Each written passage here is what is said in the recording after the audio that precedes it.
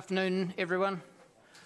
I'm reconvening the meeting of the 12th of December 2017 for the draft 10-year plan.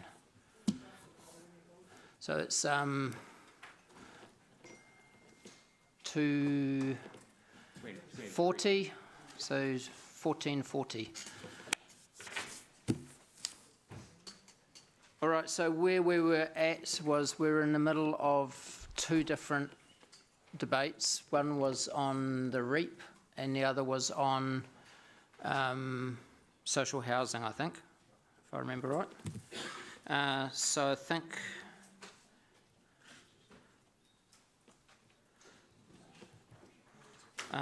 we'll start with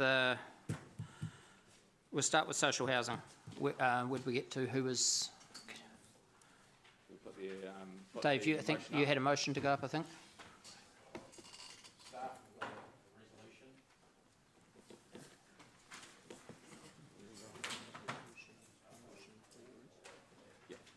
Get it ready. One of the questions been asked about this is what's the expectation of how long it will take for the $2 million to be spent, and I have my own view, which would be within the first 3 years, years 1 to 3, and as far as the budget goes on an even basis. But I think it's too early to tell that. This is an in-principle motion in the sense that the mechanism of how it would work would only be sorted out once Council has approved it at the end of the LTP. So I don't think there's any point going through the details right now. The reason that Martin and I are putting it forward is that we believe that the Council should have some skin in the game of the provision of social housing in Hamilton City. There's clearly been a gap in the area of the provision of social housing. We don't think that it's the job of Council to be the sole provider or even the principal provider of social housing, but we think we should be there to contribute to it. This fund can be seen as a seeding fund.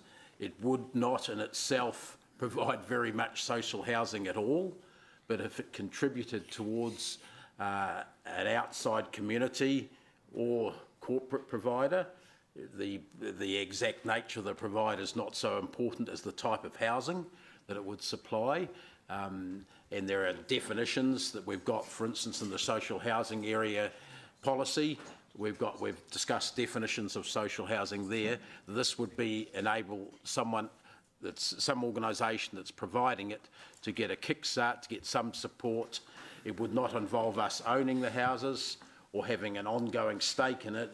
It would be by way of a grant or a loan. That sort of thing is yet to be decided, but certainly would support the initiation of an expansion of the social housing stock in Hamilton City. So that's about as far as I would go now. Thanks. Councillor Ange, we're in debate. We had questions last night, I thought, but if you want to go back to questions, I thought Dave was in debate, but if you want to go to questions. Oh, sorry, I thought he was just explaining a little bit further. I just have a couple of questions for the CEO. I think what I heard from Councillor McPherson say that it will be a contestable fund, I'm assuming, a contestable fund for organisations to apply who are wanting to build social housing stock. So the aspects of how the fund would be managed in terms of who can apply, whether they're charitable organisations, corporate profit organisations, etc., who can, who can't, and all of those things I'm assuming will need to be either in a terms of reference or a policy or a strategy that manages the fund.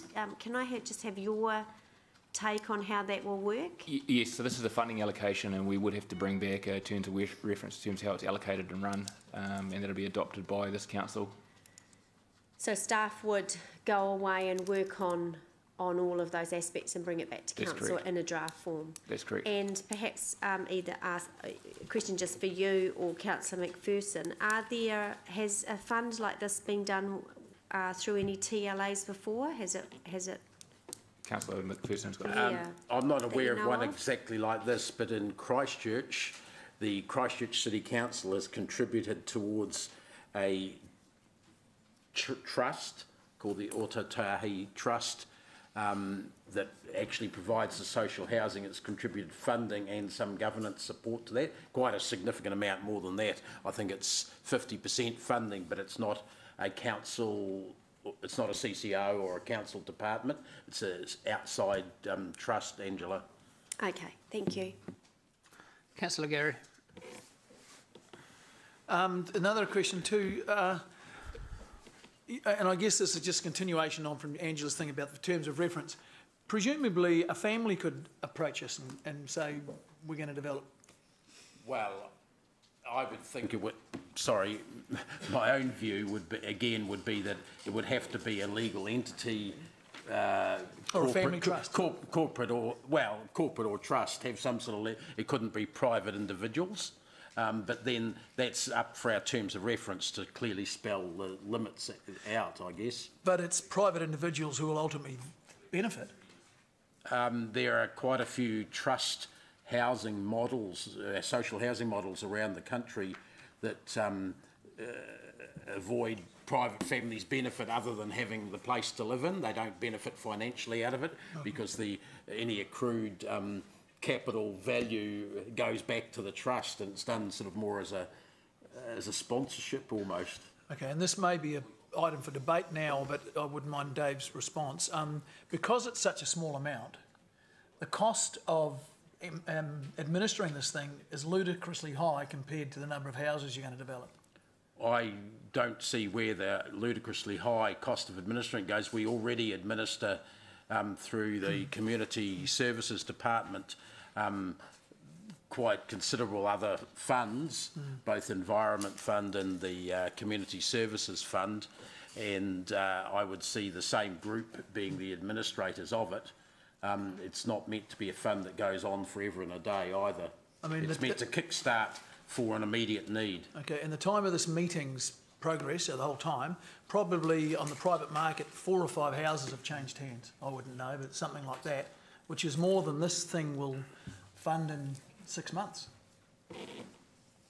I mean, it's just incredibly. And this is not. This is not. Anyway, I think we're into debate now. So sorry. I'm not. It's not proposed to fund housing all by itself.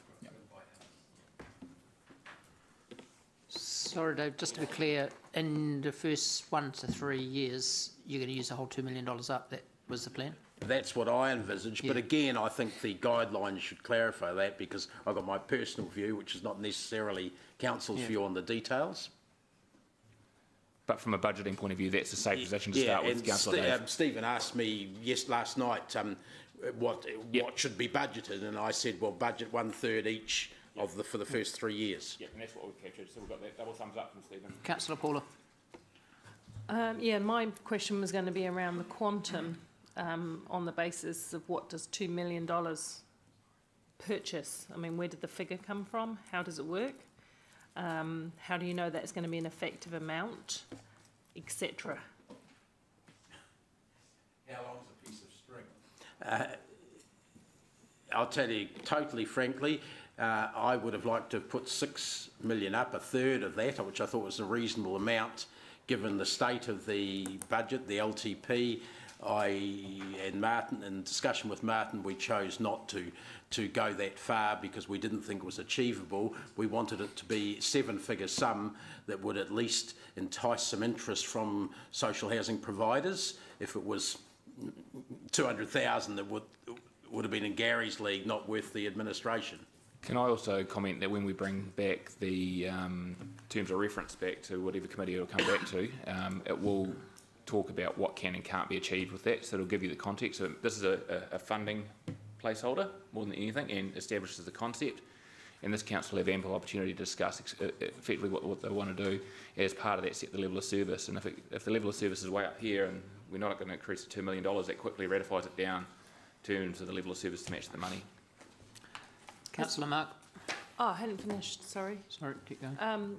So why would we, you said it's a placeholder for funding. Why would we not have that subject to the sort of analysis that were the basis of Councillor O'Leary's questions and mine? Why? Sometimes I feel like we're putting the cart before the horse. We actually don't know what would be an appropriate amount of money, how it could be used. All of those questions have yet to be answered, but we're being asked to approve it beforehand as a placeholder, did you say? Yep, so everything we do in the 10-year plan is a placeholder, effectively. We have some information that's better than others, 10-year asset management plans and so forth. But we can't use a 10-year plan as a business case, and policy/terms of reference of spending the money is more akin to a business case. That's when we'll get the graft in terms of the detail. At this point in time, there's no issue with us putting in a placeholder with that intent, and for us to build a terms of reference to deliver on that. And what does To that, we've also received feedback from the community that the whole of the proceeds from the pensioner housing sale should be reinvested in social housing. So this was a response to that as well. I am aware of that. I just, I haven't got the information I need to know if this is the right way to do it. That's the only thing that is causing me some concern. And just in respect, I had another question, but because you jumped in, I've forgotten it now. It'll come. Thank you. Councillor Mark. Thank you. I'm really glad we started this again today, actually, because I'm excited about it today. It's really cool. When you talk about social housing, are you talking about social housing necessarily, or social housing, assisted housing? What have you got in mind for the people you're trying to reach? You initiated during special housing areas, right, and that principally revolved around the price or the affordability of housing. Right. Yeah, so it was from a financial perspective. Great. I guess. Okay. Yeah. So it's a bit broader than just a social housing initiative as such. It's not hostels for people with no homes. It's homes for people that are affordable in the context of Hamilton. Is it something that you could see working in with the likes of, because I know there's Trust Waikato and a bunch of people getting together and doing a lot of initiatives like that? I would hope the staff report would cover the ability to leverage, use the $2 million for leveraging like that. Yep, great. That's all from me. Thank you. Would you consider handing the $2 million over to that group of social housing people, trusts who are working towards a collaborative approach on social housing for Hamilton? Personally, I would, but I felt that that involves a bit more information than we've got here at Council. It's clear when we sold our pensioner housing that there were at least 2 decent-sized players in the game in Hamilton that could have taken on board that, but there are others that we know are around that are building social housing in the city, so that 3 or 4 others that are doing some of it as well. So, but there's no umbrella group at the moment to do what you're talking about. If there was, that could well be appropriate, but I think that should be up to our detailed terms of reference sort of decision if we go down that track. Councillor Siggy. Yeah, thank you so much, Mr. Chair. Just following on from Councillor Bunting on having sort of a wider scope of who could be asking for some of that money. Could a co-housing project could be included in that too? If it wasn't a private person's project, or a couple of families. If it was a trust that was doing that, I know there's one in Wellington, Newtown, that does that sort of thing. But I mean, again, the terms of reference to decide whether the scope includes that. Yeah, I just want to ask so we can expand and not have it too narrow. That's all. It's never going to build the social housing volume that you need by itself. No. Thank you. Councillor James. Thank you. All right. So if we give this, if we do what Councillor Dave wants to do, is this going to affect our rate scale? Do we have an answer to that? So could you work that out for us, Stephen, and we'll move on and you come to us when you're ready, or are you ready? Okay, far away. So the question was, will it affect the rates? What will be the percentage of a difference on the rates? Percentage difference? Okay, I'll let you work that out. We'll come back to you when you're ready. Sorry, we did have some figures last night, and that was approximately in year 1, because of the time that the budget, the money gets repaid is available, was about $40,000, and after that $110,000 approximately. Yeah, that's the loss of the cost of taking $2 million off the debt, but we'd already budgeted for that. So there's a payment in the first year of $660,000, being approximately 1/3 of the $2 million. So we're spread at 660, 670, 670. So 660 would represent about 0.5%, just under 0.5% increase in the rates. Now, hang on. No, we've had this discussion last night. That's not true. So it's not a payment. It's debt. Can we have the CEO involved in this? It's exactly the same discussion that we had about 11:30 Sorry, last Councillor Dave, night. I was talking about the next item. So I've just said that The 660,000 is not an extra charge on rates.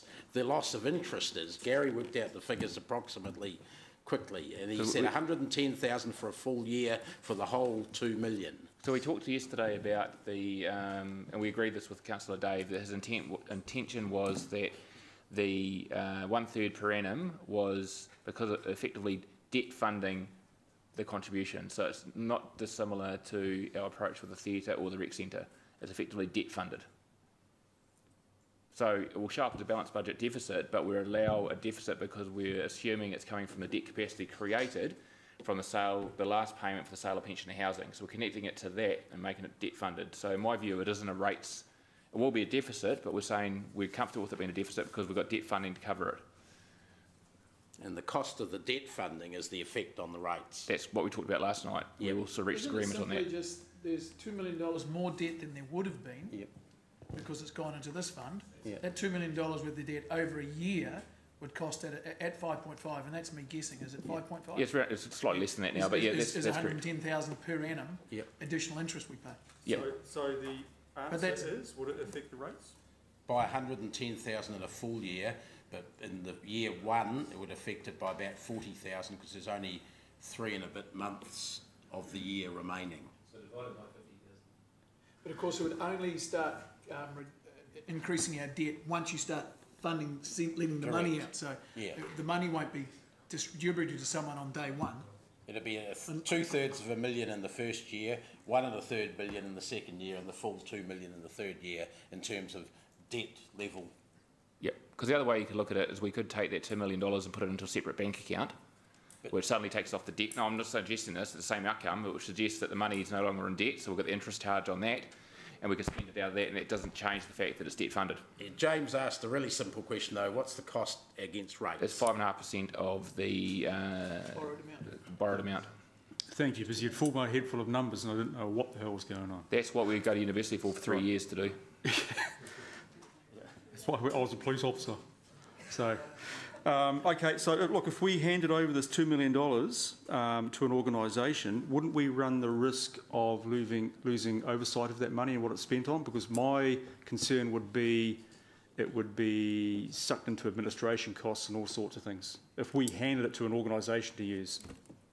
We frequently hand money to other organisations and put guidelines or rules or agreements, legal agreements around how it's to be spent, and you'd hope that that would be done this time, but that would again be up for the terms of reference being done there. But I mean, we have capital grants to community organisations for facilities already in the council, the arts sector. Yep, so you would set your expectations of whatever strings you wish to attach to that money for its effective use as part of the setting of that terms of reference. So that'll be, the terms of reference will be one part, then there will be an agreement you'll enter into with the third party, which is similar to the agreements we have in a number of places, community grants as well as events grants for them to deliver certain expectations as well. So there'll be 2 documents, terms of reference set the overarching parameters, then an individual funding agreement which will be provided to that entity to progress. We have an agreement with the Rotorua Recreation Centre, the Peak, about how they're to use this $6 million that we granted that. So they'll all be accountable then. About any money, there'll need to be a sign. Sorry, and turn my mic off. It will be a sign off of the terms of reference, and they also need to be signed off of the nature of what gets included in the agreement for the funding as well. Before it progresses, if the first cent's paid, that has to happen. Okay, thank you. No, James, that's my question. Thank you. Thanks, Mayor Andrew. Yeah, question to Councillor Dave.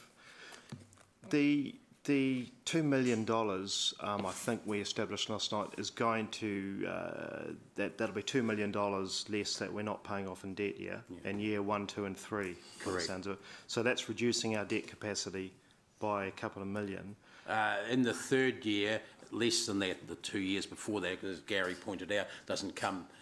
If you're only paying out 660,000, that's how much it reduces in the first year. Double that in the second year. All of it in the third year. Right. So over year 1, 2, and 3.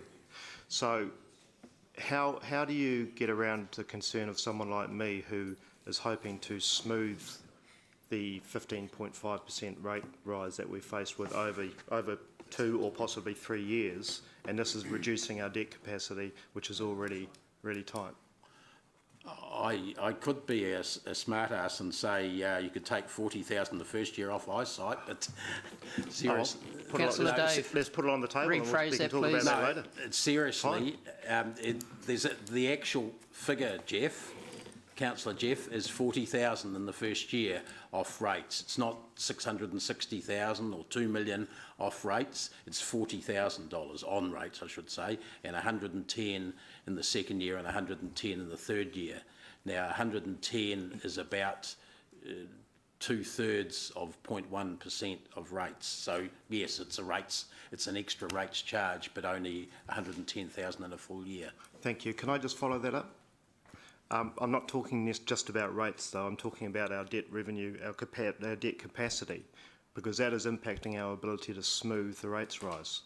Yeah, I agree. Can we see the graph of what effect it would have? Stephen, could we get that up on the board, please?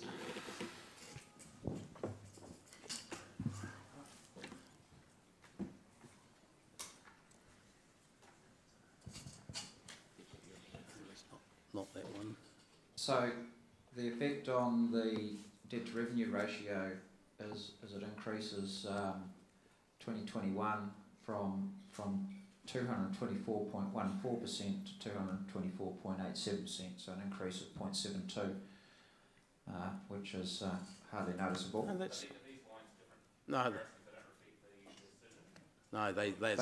So these lines now reflect the assuming we make the decision to implement this. It can't possibly be that much. It's only 2 million in total. It's not. Oh no, this represents all the other decisions that we make. We're not able to at this stage model from the base the change. What I'm saying is it's very small, 0.72%.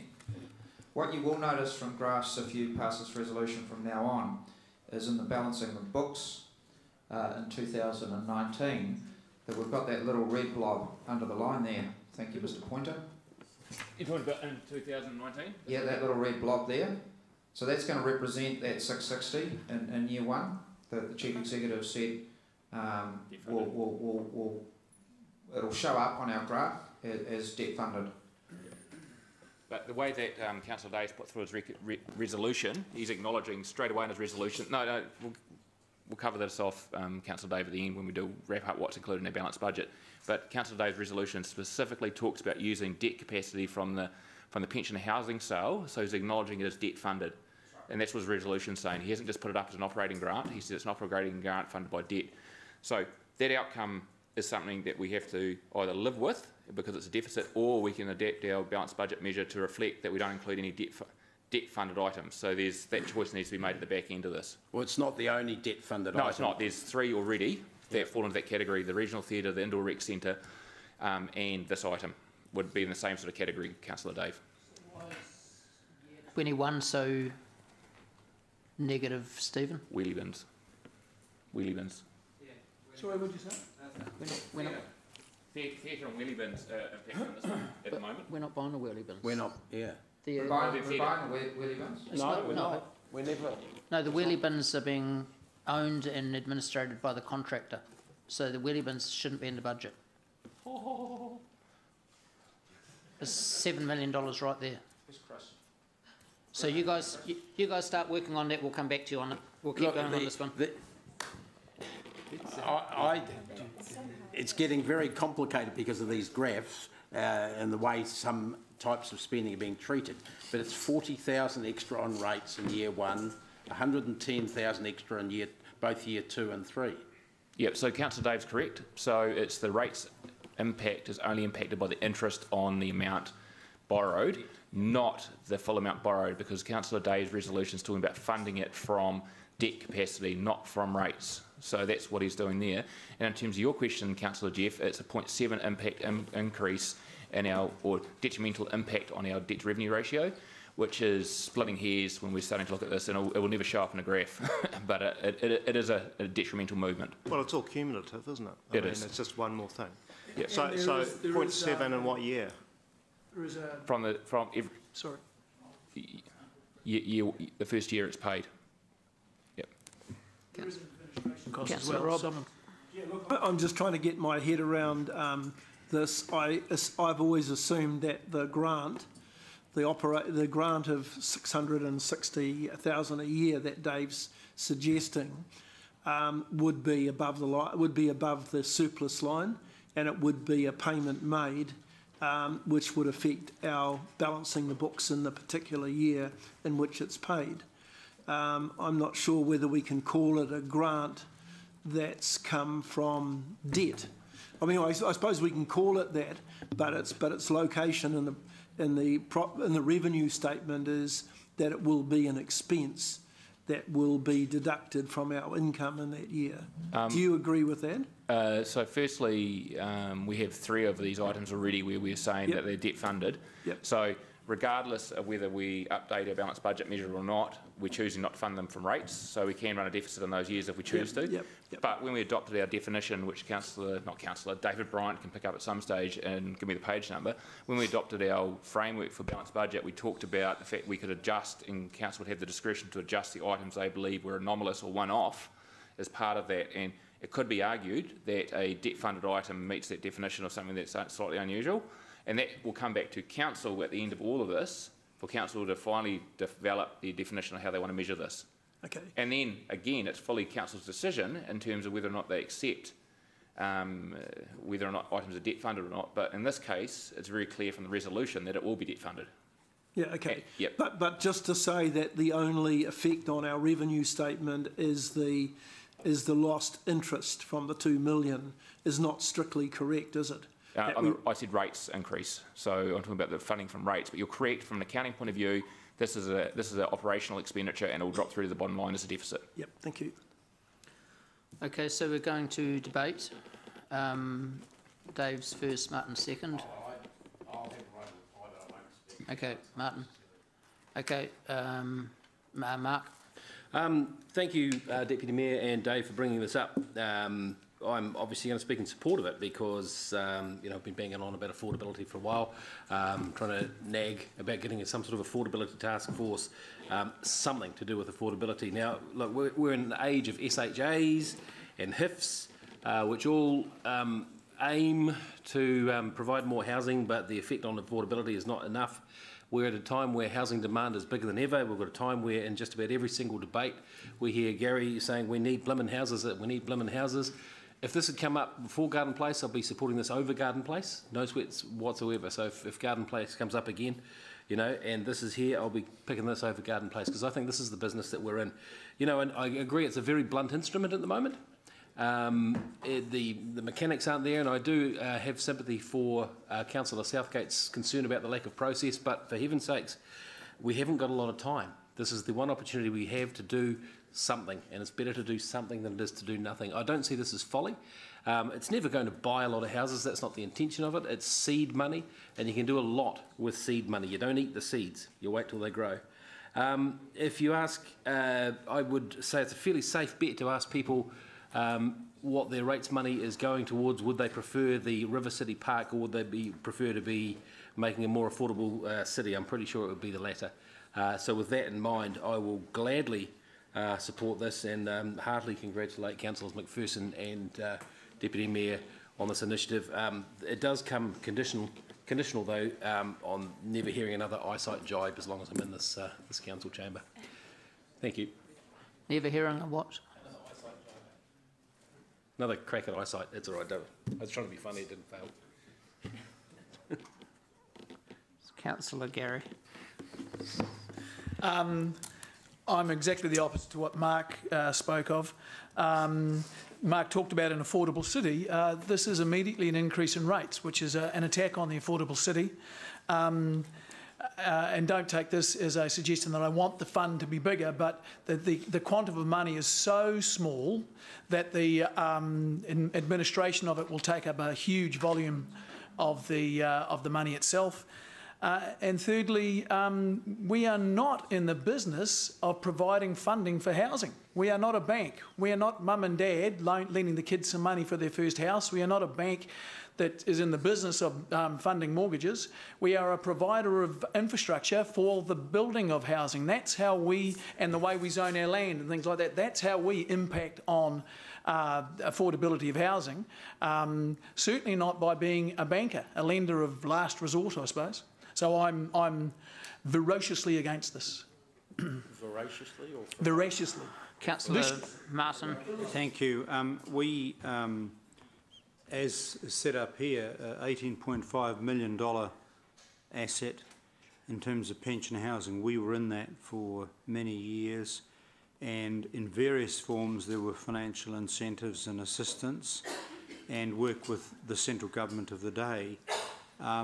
What this motion recognises is taking a very small proportion of that and acknowledging that, one, we were in that area, and number two, that we did receive over the years some financial incentives, various incentives to do that. And I think we also acknowledge that we have a very serious housing problem, and part of that, of course, is we're going to spend correctly millions of dollars on Peacock's growth cell, working on a district plan, red tape, to try and look at ways in which we can provide the supply of property. But we also need to address that there are groups out there working with central government, etc., who are going to assist in providing much needed social housing. So this is a small contribution, but given the fact that previously the City Council had 18.5 million, I mean that's at a discount rate that we sold it, of course, to Accessible. Our argument at the time always was the tragedy is why don't we keep our social housing, and why couldn't Accessible spend that 18-15 million to build new housing? But there you go. So I don't think this is a particularly radical move, to be honest, but certainly I think it would be good. And also I would urge that there will be debate during our annual plan submission process, and I expect we will be having submitters coming to us and pointing out people's projects, the various groups, pointing out that we do have a significant need for social housing in this city. So I'll dive in here. I'm going to support this. This council, under the last triennium, sold 340 social houses, and I supported that. And looking back, I made a mistake. We sold those houses for 50% of what they were worth, roughly, to keep them in the social sector. That was a good thing, keeping them in the social sector, because they're still social houses. But since then, we've had a boom, and those houses would have doubled in value. So the houses we gave away for half price would now be worth not double of the half price, they would have been double of the full price. So on our books, firstly, there's a huge amount of asset base that's moved off our books. And secondly, because these houses were bought a long time ago, these social houses, the value to the council, because of the capital gain over the decades, was to a point where they paid their own way, even although our own books showed they didn't because of revaluations. Now, I'm not exactly sure on that detail of exactly how it all works, but it was something that I believe I'm not particularly proud of now looking back. At the time I thought I did the right thing, but I didn't. And I've said right from the beginning for the last year now, I've said that I'll get in behind social housing and that there is affordability housing and social housing issue at the bottom end of our market. And this is a chance to set up a small amount of money. And I've said that I'll work with other social housing providers in our city to try and bring more social houses into our market. And this is a chance to do that. So I just urge you just to think carefully here. This is a small amount towards guiding and helping in administration or whatever else it takes to work with other providers around social housing. Thank you. Councillor Leo. I can't support this motion because I noticed on the 25th of October this year, the Minister of Housing for the Coalition Government, he announced the Kiwi Build scheme, in which he's promised $2 billion, and he's going to build 100,000 houses, believe it or not, in the next 10 years. So I see this as a responsibility of central government, not of local government, so I will be voting against the motion. Councillor James. Undoubtedly what the previous council did by selling the retirement housing was wrong, and that is wrong. I read about it at the time as just a citizen in Hamilton. I thought it was exceptionally wrong. But I think it's about time. We're sitting around this table looking at, I think it was at 11:20 last night, I think our rates was up to 16.0%. Okay, so I think it's about time we shook off this feel-good stuff we're trying to put through and get real here, because you know, we've put through things that have pushed up our rates from the 15.5, which it started at, and we're not getting below that. Now, I think if you ask residents what they would rather have, their rates come down or put $2 million into social housing, I'm pretty sure I know what the answer is, and that's going to be to get their rates down. Because look, we've passed things here that have pushed these rates up. We have said no to bugger all in this meeting. We're pushing everything through, which is putting those rates through the ceiling. And it's not going to only just hurt the normal ratepayer, it's going to hurt the people on fixed incomes, the beneficiaries, because the people that are in rentals, their rates or their rentals are going to go up because of the rates increase going up as well. So the sort of people you're trying to help here, you're actually harming as well, because you're going to keep those rates sky high. So I'm sorry if it sounds cold-hearted, but I can't vote for this because we are saying yes to too many things. Right of reply, Councillor Dove. James has raised an interesting point. I'd say to him, of all the things that we've voted that have put rates up, this is probably the smallest one in the last 6 days. 40,000 in year 1, 110,000 in each of year 2 and 3. That's an arithmetical fact. It's true it's putting up rates. Consider that in light of all the other decisions you've made. Don't just pick on this item. And I know you haven't personally, John, so James, that's not a personal thing I'm saying. Regarding the sale of pensioner housing, other than the fact this money is accrued from the sale of pensioner housing, I don't want to relitigate that agreeably bad decision. I'm saying moving forward, what's the need in Hamilton at the moment over the next short while before Phil Twyford's Kiwi Build houses start taking effect, and there's no sign of any of them yet. What can we do to contribute to helping in that area? What indication can we give of what the priorities in this community are? This is a very small way of doing that, and it's an acknowledgement. It's not a way that hurts the ratepayers dramatically. It is less, even in a full year, less than $2 per ratepayer per year. Think about it in those terms. Half a cup of coffee if you can get one for $4.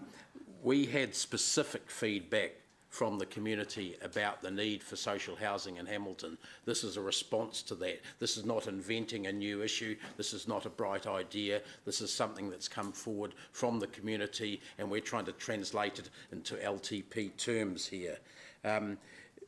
I believe that we are in the business of ensuring that there are affordable houses in the city, which is why Martin and I are not saying let's go out and build a whole lot of them, let's spend all the money on that. We're saying let's try and provoke or encourage the building of them by other people who can do the job, now that we're out of the business, better than we can. So it's seed money to try and help get something going to fill a demonstrated need in the city in an affordable way in terms of our budget. Thanks. Okay, we'll go to the board on this.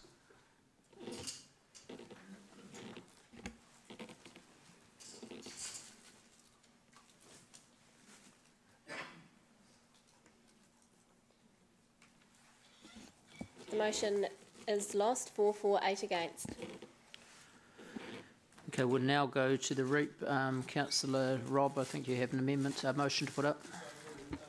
Sorry, Mr Chair, if I can, just a couple of numbers I need to clarify from last night's discussion, if I can, before, is that all right? Or Yeah, that's fine. I think they've been. I think we've updated the figures that I had. there's only a $70,000 difference. Okay, we'll have a look at the figures that are in there now when it comes up. Yep.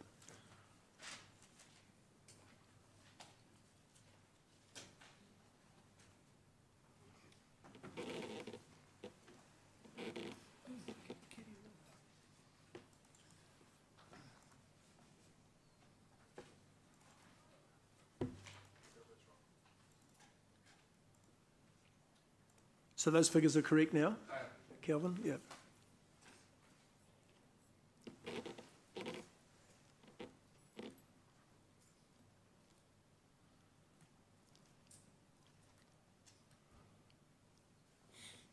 Okay, and I have you got a seconder for that? Yes. Yes, I have, yes. I have an amendment to put up.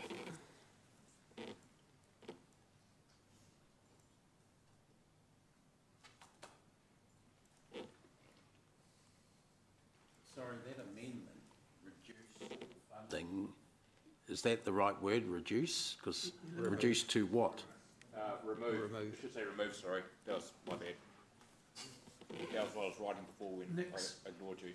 So can you just quantify what the difference is? Because I've gone to reasonable detail to show what was in the plan. I assume it's everything except the $50,000 a year. Is that? Reducing everything from here out. So that's That's $450,000, is it? I worked. Yeah, 75, yes. 450. So the funding is now under $1 million. Okay. Sorry, just to clear, are those all 50s? 50s. Yeah. 750s is 350. What did you say? Yeah. So the last. Oh, so we've still got this years 2 and 3.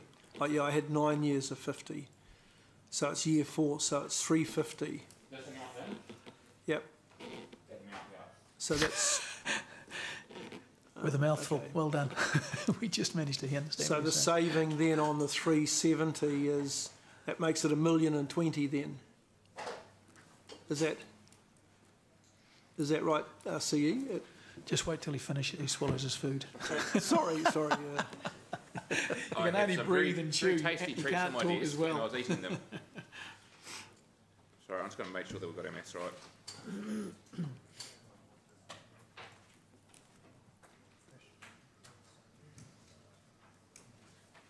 So there'll be 770 left in the top line, and then 250 left in the bottom line. So that is $1,050,000, isn't it? Yes. 385. Okay. Apologies for the mouthful of food, councillors. So that's $1,085,000. Okay. Councillor Gary. Are we in debate now? No, we're in questions. Okay. We can go straight to debate. Just one question I want to ask, not being too pointed. What have we got out of the REAP so far? That was asked and answered yesterday, Councillor. We spoke about this for half an hour last night in questions, Gary. You asked the same question last night yourself. What did we get out of it? You asked that last night, Gary. Can someone remind me what Gary, we get out of it? we're moving on. Yeah, it's in the report. All right.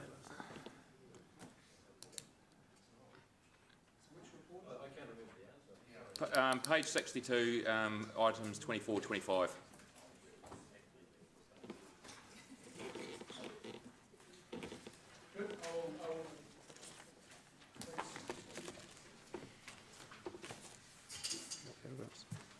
24 and 25. Or mainly 25 and...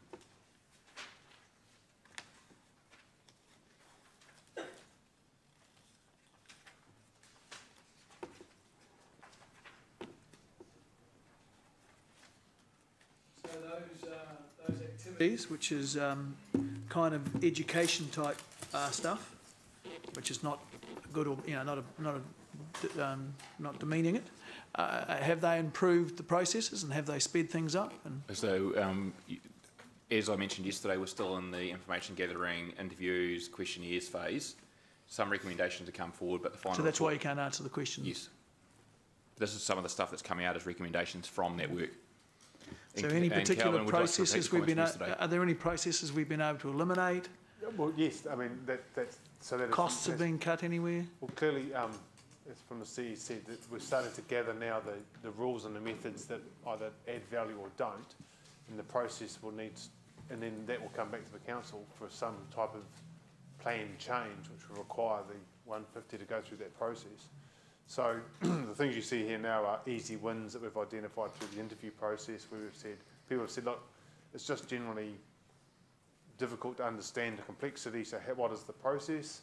That's the first, those are tangible things, and then the next lot will be the actual rules and methods that need changing to your very point. But that will come in time. Okay.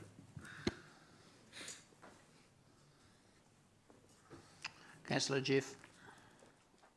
Yeah, Mayor Andrew, my question was a little bit similar to Gary's in that I was desperately trying to remember what happened in the last half an hour or so last night, and some of the information that I should have taken in, which I didn't.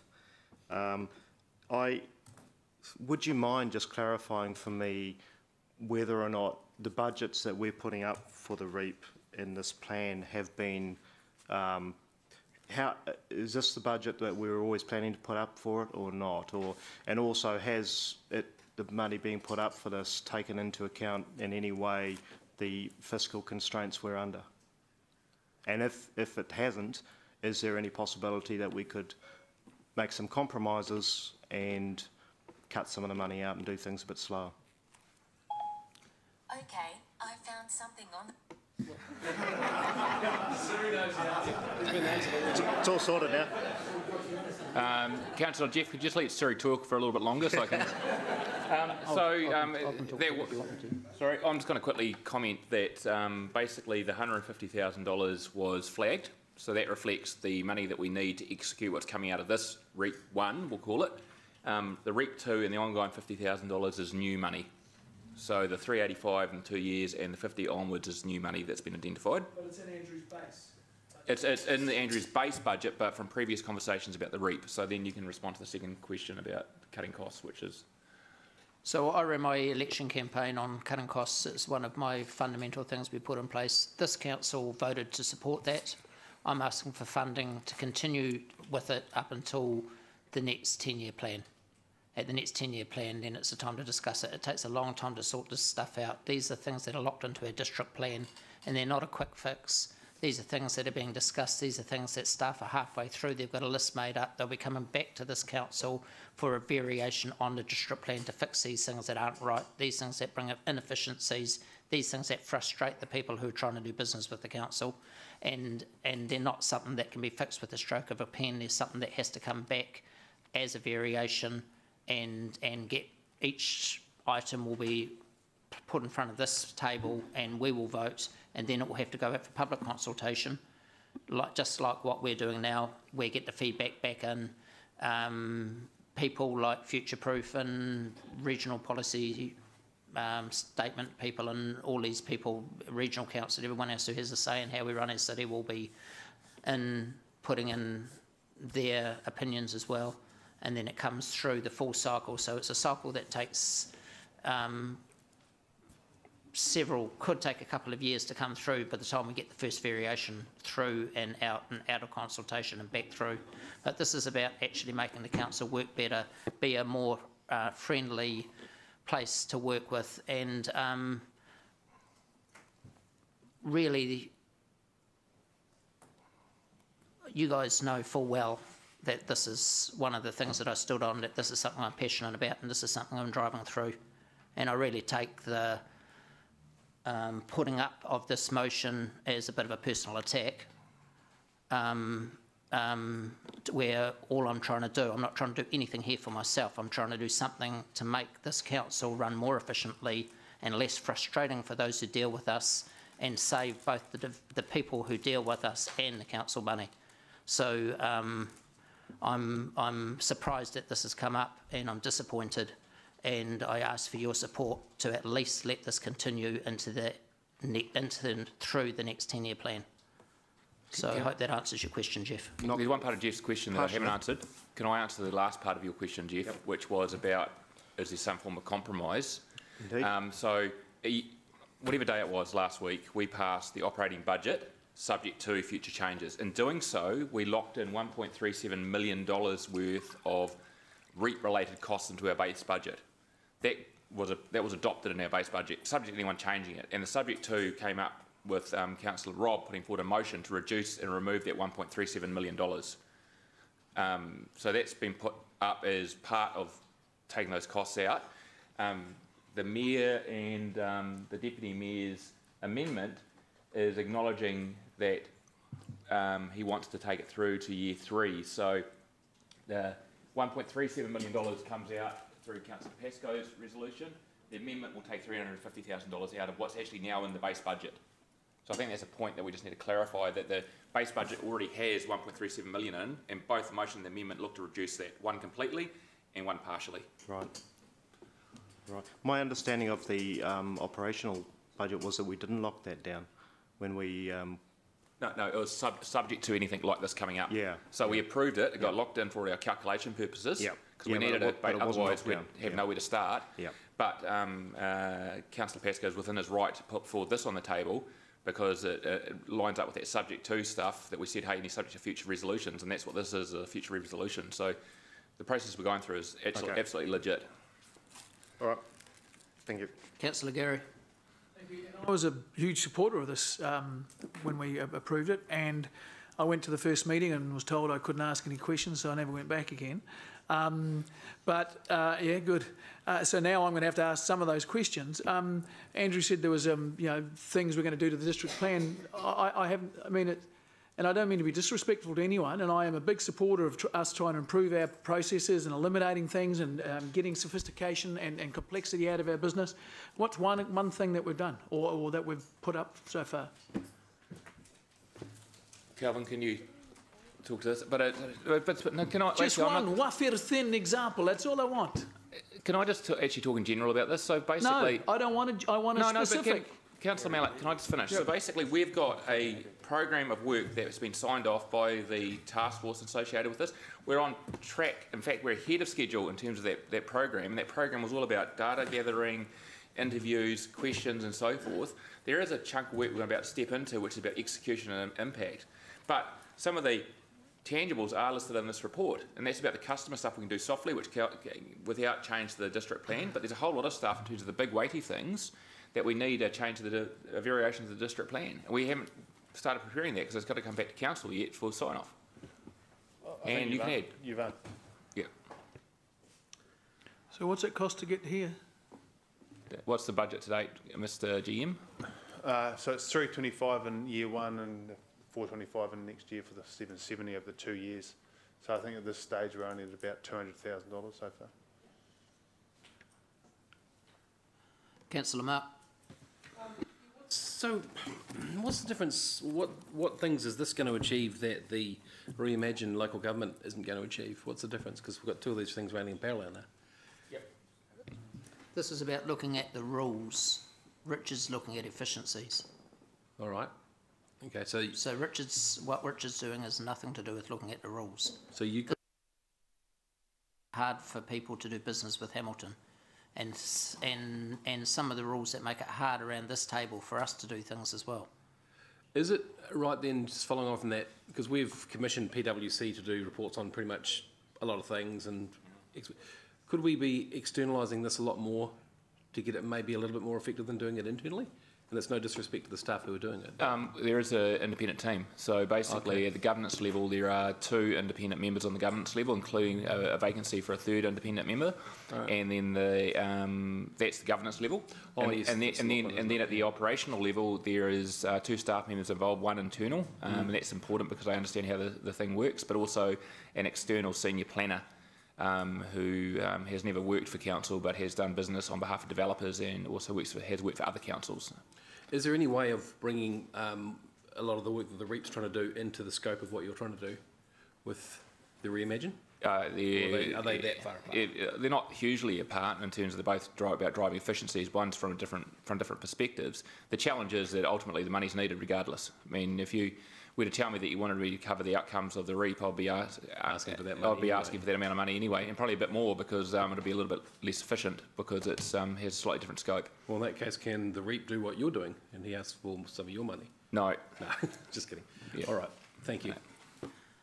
Councillor Martin. Yes, Richard, given that this was part of the mayoral campaign plan, can we have in our system now an executive mayor who goes and campaigns on a range of things and hopefully through the council then delivers on his campaign? Is this particular exercise from an organisational point of view useful? Yes.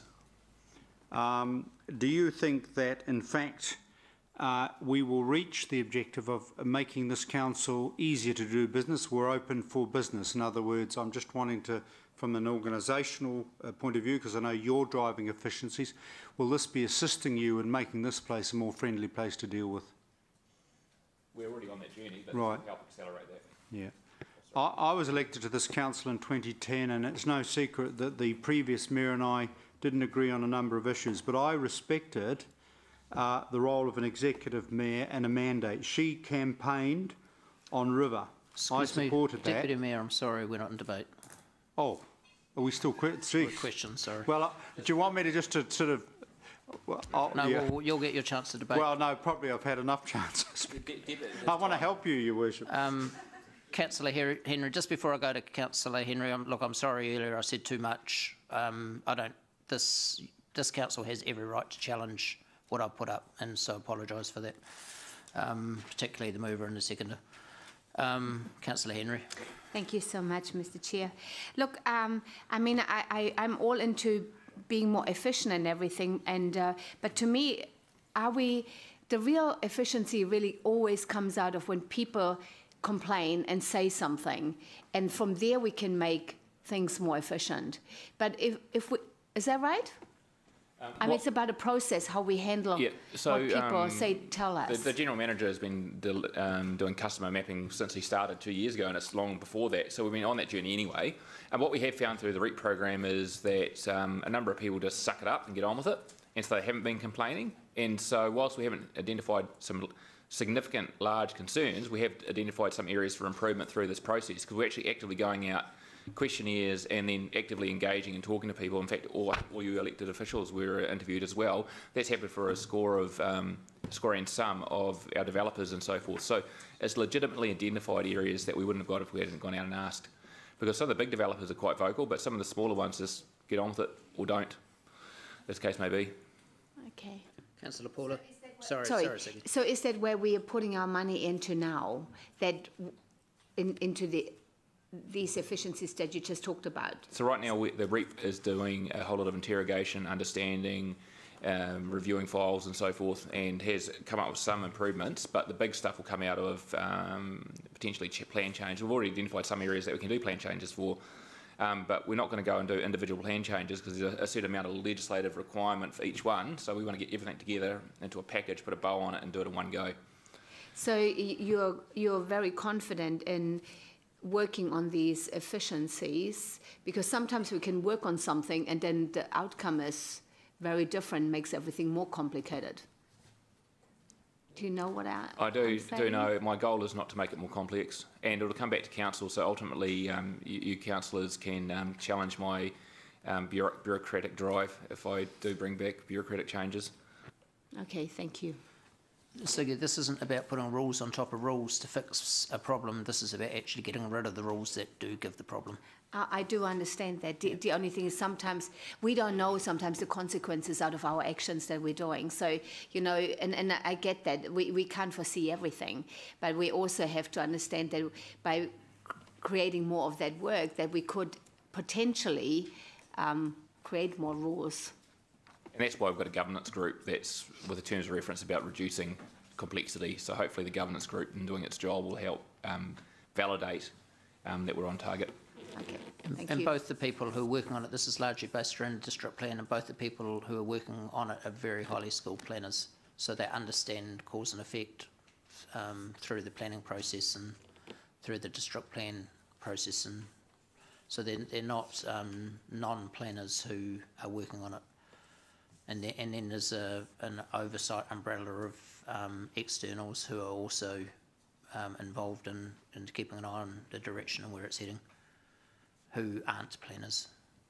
So, but, Thank you. Yeah. So, Councillor Paula. Thank you, Mr Mayor. You'll be aware that I've been attending all of these, although also not always able to ask my questions to side. But I understand, therefore, the next raft of work, I have got a question here, that's coming up with those surveys and gathering all that data, and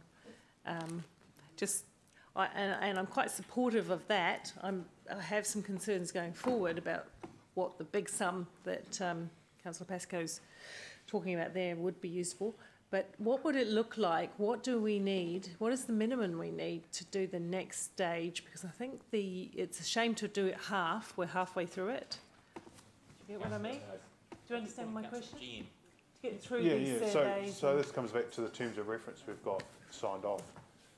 And that's the first sort of 770, which is the detailed work we're doing now, the interviews and that we're doing now, the data work, and then coming back to council to say, we believe that these are the areas that need to be fixed up in the district plan that require a plan change, and that is the finish of REP 1.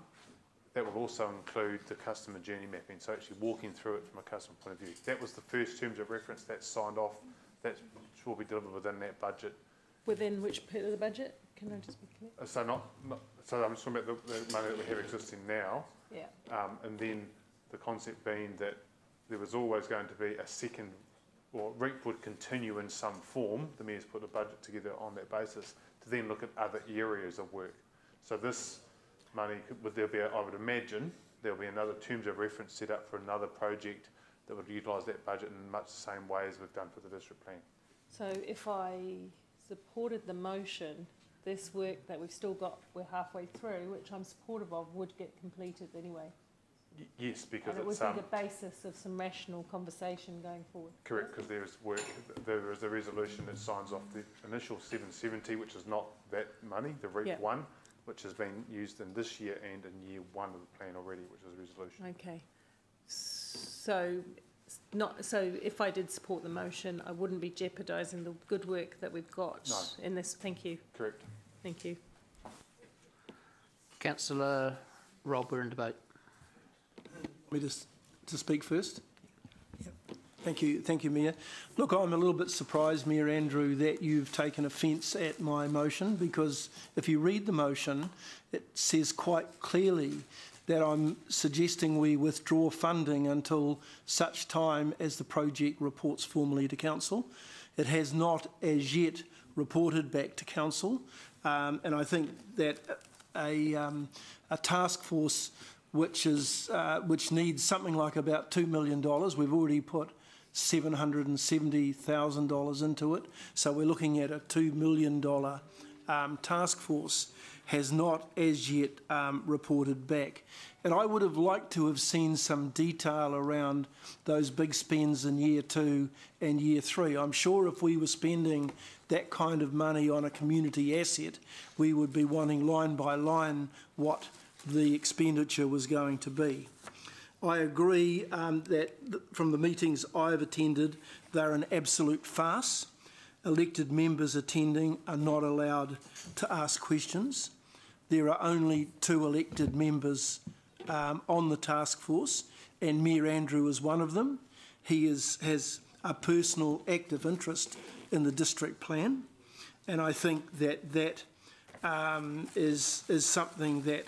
Point of order, I don't think that Andrew, our mayor, has any greater personal interest in the district plan than any other member sitting around the table. So what's your point of order? I think that was a slur. I think it was you may not have taken offence, but I'm not happy with anyone being slandered around here. Whether it's me or anyone else, I don't think that's appropriate at all. Thank you, Gary. Rob, you can move on. Okay. Well, I do think. Sorry, I have a point of order, and that is in relation to the comment the Speaker made just before that, where he talked about you taking offence, and you have already made a personal explanation and apologised for appearing to do so. So I would have thought that settled that aspect right there and then. Thank you, Councillor Dove. Okay, so what I'm looking for here is simply some accountability, not to withdraw the funding, but simply some accountability, and that lack of reporting, that the lack of reporting back to council is of real concern to me. That the REAP task force has been in operation, I think, for about 8 or 9 months. And I don't see any reporting on that at tomorrow's council meeting. So I suspect it will be February or March when that first report might come through. So if you do read the motion, you will see that what I'm trying to achieve is just simply a pullback position, perhaps to get some form of accountability back from the from the task force as to how that money is going to be spent. So I'll be supporting the motion. Councillor Ange. Thank you, Andrew, and thank you for your statement. It certainly isn't personal. You know that with me, I've been consistently against this particular project from the beginning. I sit on the task force, and to date, actually, we have been scratching around to find anything substantial to fix. And 10%, I think, of the 1,200 or so surveys that went out to stakeholders explaining the process and explaining what this project was about, and asking them for their feedback and asking them to address the issues with us, has been received. Just 10% of the 1,200 stakeholders bothered to answer. So for me, at the moment, there's still no real issues. I think the fact that we can't answer Councillor Mallett and give him an example yet is evident of that. Look, there's nothing. Right from the beginning, I've been the lone voice against this project because I don't believe there's anything substantial to find, and the evidence suggests that to date. So I will be voting against the amendment. Councillor Dave. Thanks. This motion, the motion itself from Rob and Angela, is actually very confusing as far as the LTP goes. When does the report back happen? What actually goes in the budget? You've either got to put something in the budget or not. I'm not sure whether this is even appropriate resolution as it currently stands. I think I understand the intent, but the intent is more that they don't think the REAP process is currently working as well as it should, and they want more information and some KPIs and that sort of thing, and I could probably agree with that. But as far as it affecting the LTP, I can't see what that leads to, what sort of change that would lead to in the LTP. It doesn't make sense to me, and for that reason alone I couldn't support it. But on a more positive note, I do support any attempt to try and bring some humanity, common sense thinking, ordinary everyday thinking to the district plan RMA process. And for that reason I applaud the Mayor's plan that he got through council to demystify it and to bring some ordinary everyday approaches to it to make it more user friendly. I myself like Gary, have been stopped from talking at the asking questions at the REAP task force, though after that episode apparently they changed that policy, and I believe Councillor Rob was there and knows that they've actually changed that policy, and councillors can now talk at that, which they should have been able to all along. As far as the district plan itself goes here, and it's the same in other councils, I believe the planning industry are a law unto themselves, and I'm not talking about the individuals here, I'm talking about the system. It's not a friendly system. It's extremely frustrating for ordinary people. Developers have it easy because then they can actually employ planners, but the ordinary mums and dads who want to stick a garage on their back of their section or build a straw bale house on their section have a really hard time of doing just something that should be a matter of business as usual. I've studied the RMA and it doesn't have to be run like that. I think tradition and practice have grown up to mystify it and make it an industry that is very hard for anyone from the outside to crack into. So I'm all for trying to get some common sense approaches there that make it easier for people to operate with less rules and regulations. Councillor Paula. Thank you, Mr Mayor. I'm probably going to vote at this stage for no additional money to go in the LTP for the REAP, but I do want that phase that we're in to be finished because I was there for the debate and discussion, and I heard what other people had to say about it, heard what the staff had to say about it, and there were some improvements that were flagged, not necessarily changes of rules, but changes in the way that we work with customers more like, which I am interested in exploring. I do want to make it easier for people to do business. At this point in time, I do think it needs to come back to council and have a full look at what's going on so that we're all equally informed and we can go forward from there. So, and also, you know, just we all stood on our election campaigns for a variety of different things that we feel strongly about. And so I respect your right to feel strongly about this, Mr Mayor. I feel strongly about some other things. There's been some winning and losing all round in this last few days in terms of what's going out in the proposed plan. That's the way it is. Look, I really respect what the staff have put into it. They've been working very hard on it. And some of the information has been interesting, and I am interested in seeing the whole suite of information that's going to come in from the rest of it. And at that stage, I want to have a really good look at it. Look, the district, and Angela said she was the only one who stood against it. That's not quite true, Angela, but I have always spoken out on about such a swift review of the district plan that was only recently fully operative and questioned that. But I'm trying to keep an open mind on it. So that's where I stand. Deputy Mayor. Yes, sorry, it must be the late night last night, I have to say. Look, very simple.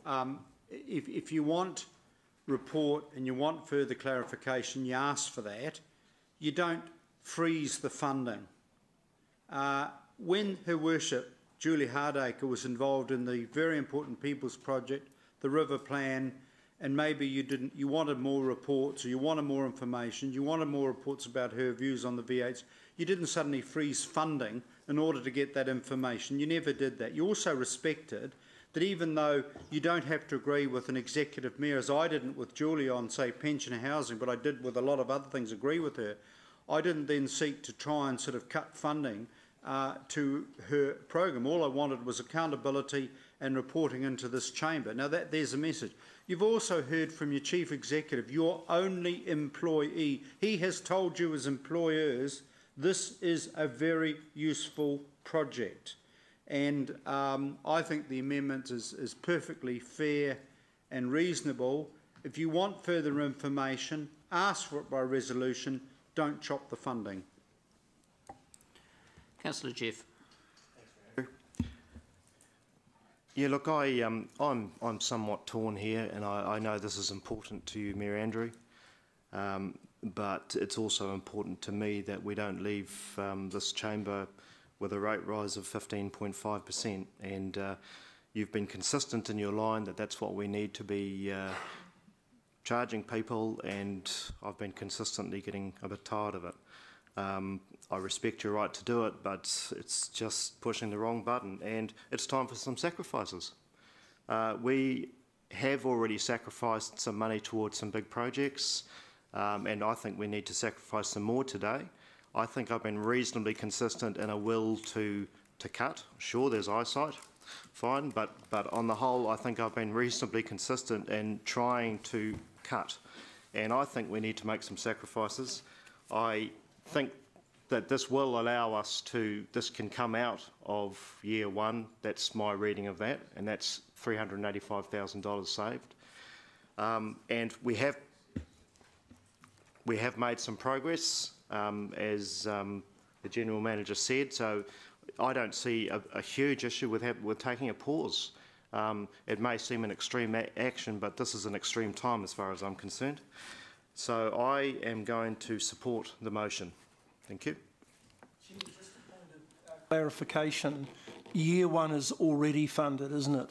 It's part of the $770,000 that was previously approved by council. So it's year two and year three that is the funding source. Am I right? Is that right? Calvin's going to respond to that. Yes, so there's three of the 770 that are in REAP 1. Yep. There is 325 in this year and 425 in next year. That's the resolution that's already been passed. Okay, So yes, that's REAP 1. So year one is already funded, isn't correct. it? Yep. So yep. that work, so to Councillor Southgate's question, that work will be complete within that budget. Yep. And to the approved terms of reference. Point one under the motion says until such time as the project reports formally to the council and a couple of other things. What if that happens in the next 6 months? How do you put it back in the budget? Because that's what the motion says. If you know, it doesn't. It doesn't work. Oh, sorry, I'm asking a question. How would that work? If in the next 6 months the conditions 1, 2 and 3 are met? If it's not in the budget, it's not in the budget. Well, so what's... But it says that the motion says that it's to be put back in if those conditions are met.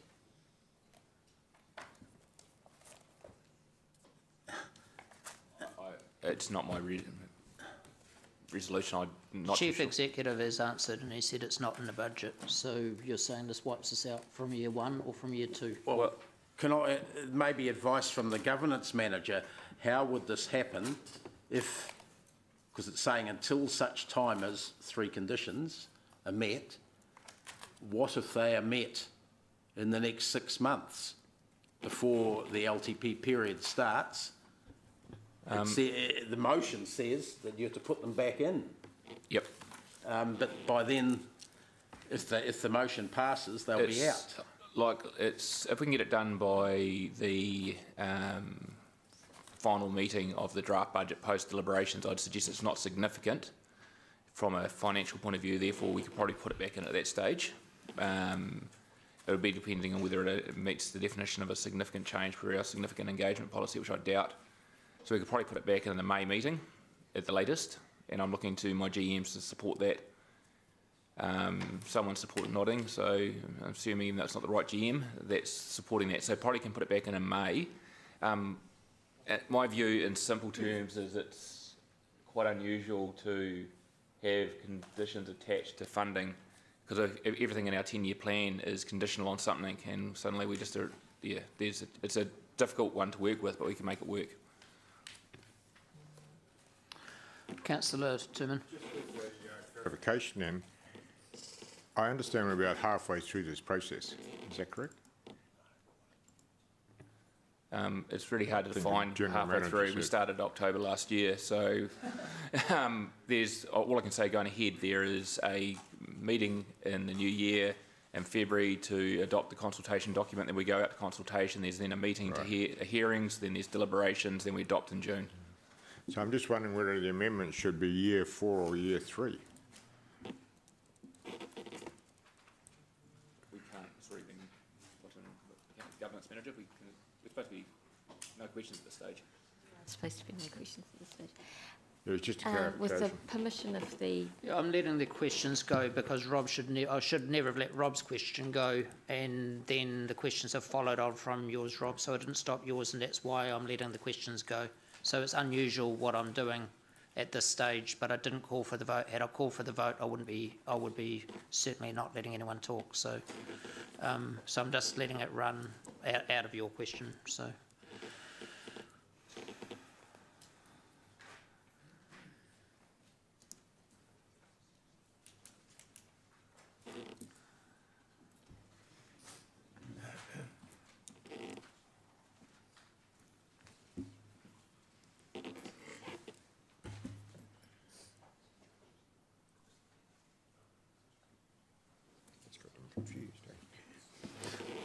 What the intention of my amendment was is to take the funding through to the next 10-year plan. That was what I was trying to achieve. Yeah, I've worked that through, Mayor Andrew, yeah. If we get it wrapped up in this triennium, well and good. So, Richard, the question... I'm just trying to sort out some of the facts and then I'll come back to you if I could. Sure. Specifically on this one.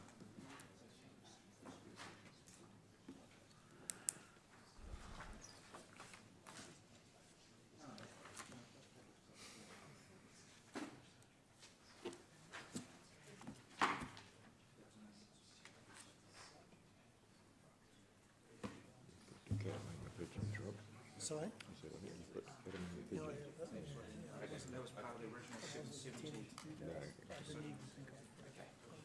Sorry, Mr. Mayor, what's the question? The intention of my amendment is to get funding through to the next 10-year plan. That's correct. And so is that amendment correctly worded to achieve that? So in the basic budget at the moment, there's all of this, plus the amount of money previously resolved to complete and approved in the current fiscal year for this year of the plan. So there's another 445,000, whatever the number is, I can't remember what it is. That's all incremental funding. So your amendment, Mr. Mayor, basically wipes out that and leaves this. So you lose this, you keep that. So this funding will be removed. So does that take us through to the next 10-year plan? Yes, it will. Okay. Yeah. So how much, if you take to year 3 and the 770, is the 770 part of the 150? No, you've got 750, I think that was approved to get the REAP up and running. Yes. And there was some talk that in year 1, that year 1 was already funded, wasn't it? Yeah, so there's, Stephen, talk about what's in the base budget, please. So of that 750, there's obviously a portion that carries over to year 1? Yes, 445. 445. So that's not part of this? It's not part of the 150? Correct, it's not part of the 150. Okay. 150 is additional. Okay. Right. Okay, we'll go to the board to vote. So we're voting on the amendments first.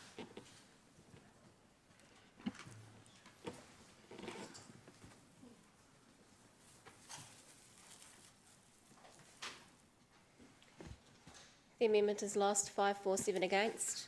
So now we go to the motion.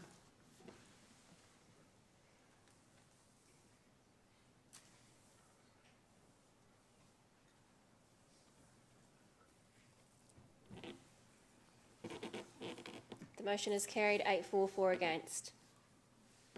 Mr. Mayor, could I have, or could we have from staff, an explanation with the graph showing how that affects things, or which areas it affects in, because I'm totally confused about what it actually does to our budget especially over the next 3 years, and at what point, at what point, what's the latest point you can change it? What if it changes in in 12 months' time during year 1?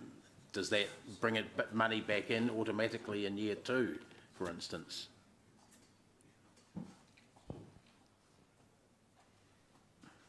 We'll get the graphs updated, and then I might hear that second part of your question again so I can understand it.